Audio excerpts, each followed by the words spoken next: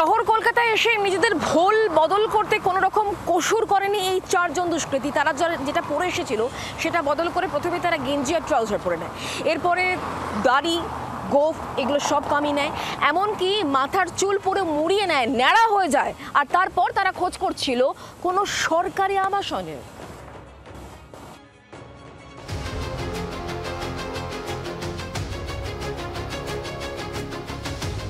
পাঁচটা লোক এসেছে, সে আমার বলছে এখানে সরকারি কোয়ার্টার কোথায় জানো, তারপরে সোজা চলিয়ে গেল। তারপর শুনলাম বাইপাসে দুটো না তিনটে ধরা পড়েছে, যে লাইট পোস্টটা ওখান থেকে পাঁচিল টোপকে ওই গিরিলের পথ দিয়ে একটা লোক এসে লাভ দিয়ে পড়লো। আমি বলছি ও দাদা এখান থেকে লাভ দিলে কেন, কি ব্যাপার?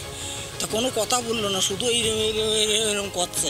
মহেশ গুর্জর, গণপত গুর্জর, ধর্মেন্দ্র গুর্জর রাজস্থানের কুচামন শহরে ব্যবসায়ী খুনে কলকাতায় ধরা পড়া 3 সন্দেহভাজন খুনি। এই হলো তাদের বর্তমান চেহারা। আর এই ছবিটা হলো যখন এই খুনির দল রাজস্থান থেকে পালিয়ে কলকাতায় এসেছিল। এই 3 দুষ্কৃতীর চতুর্থ সঙ্গী জুবেদ আহমেদ এখনো ফেরা। পুলিশ যখন এই দুষ্কৃতীদের ধাওয়া করছিল তখন তার মধ্যে গণপতি গুর্জর এবং জুবেদ পালিয়ে যায় সল্টলেকের পূর্বাচলের ক্লাস্টার 4 আবাসনে। ছাদ দিয়ে কার্নিশে নেমে ফের পালানোর চেষ্টা করে গণপতি ও জুবেদ। জুবেদ পালিয়েছে, ধরা পড়ে গণপত। ফুলবাগান কাদাপাড়ার অভিজাত আবাসন।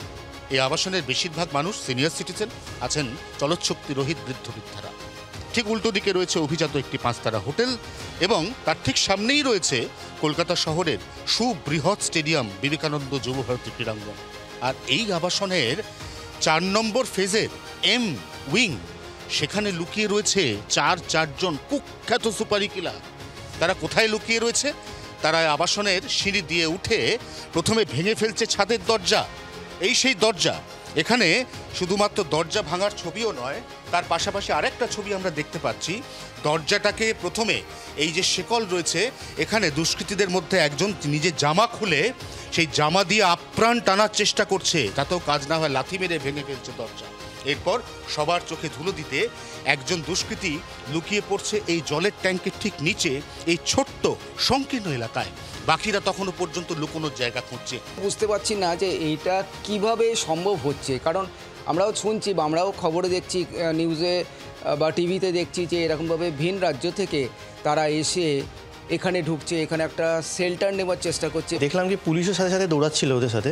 আমরা যখন উঠেছি আমার সাথে, আমি তো অফিস থেকে এসেছি, তখন দেখি উপরে যাই, তা একজন দেখি উপরে উঠে আছেন, তো বললেন চোর ঢুকেছে। তার পেছনে পেছনে আমরাও গেছি, গিয়ে দেখলাম তো উনি ওই ছাদ থেকে রেলিংয়ে নেমে শুয়ে পড়েছিল, নিচে দিয়ে আবার সবাই মিলে চেঁচাচ্ছিল। তো ওই করতে করতে ওইখান থেকে পাইপ থেকে নেমে পালিয়ে গেছে। ক্লাস্টার 4 আবাসনে ঢোকার পর গণপত অঙ্কুর ভাওয়ালের ফ্ল্যাটে ঢুকেছিল। কিভাবে ঢুকেছিল তা জি24 ঘন্টাকে জানিয়েছেন অঙ্কুর। ও ওদিকে সবে আমরা দরজাটা বন্ধ করবো আর কি, এরকম 8:30 নাগাদ। এবার ওখান থেকে হঠাৎ করেই দরজা খুলে ঢুকে পড়ে। এবার আপনি একজনই বেসিক্যালি এখান থেকে মাত্র একটা ঘর মাঝখানে, আসতে স্প্লিট সেকেন্ড সময়ই লাগে। এবার উনি এখানে এসে ঢুকে জোরে জোরে বলতে চোর না, দরজা খোলা ছিল না, আমি ঘরে ছিলাম, চোরা হ্যাঁ এরকম বলে। এবার ভদ্রলোককে দেখে আমার মানে মুখটা ভালো দেখে কিন্তু বেশ লম্বা চওড়া আর কি। আর আমার দেখে ওনাকে দেখে মানে ওনার বডি ল্যাঙ্গুয়েজ দেখে আমার ভালো লাগে না। আমি বলে আপনি এখান থেকে এখনই বেরিয়ে যান, বলে আমি দরজা দিয়ে বের করে আমি চোর বলে চেটকাতে আরম্ভ করি। চোরায় মোস্টলি হিন্দি, মানে তখন অন্যরকমভাবে কাজ করে মাথা। তো আমরা তারপর উনি এই সিঁড়ি দিয়ে উপরে উঠে যান। এই পাইপ তার নিচ দিয়ে গিয়ে এই সানশেড, সেখানে লুকিয়ে পড়ছে দুষ্কৃতীরা।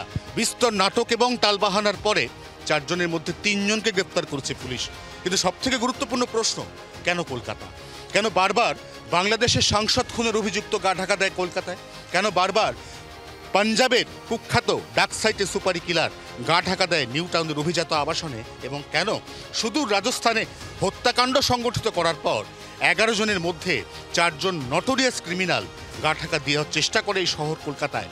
কলকাতা শহরের নিরাপত্তা নিয়ে এই একটা বড় প্রশ্নচিহ্ন এই মুহূর্তে বাসিন্দাদের মনে। অয়ন ঘোষাল এবং নান্টু হাজরার রিপোর্ট, জি24 ঘন্টা। বাংলার আওয়াজ, বাঙালির আবেগ, জি24 ঘন্টা।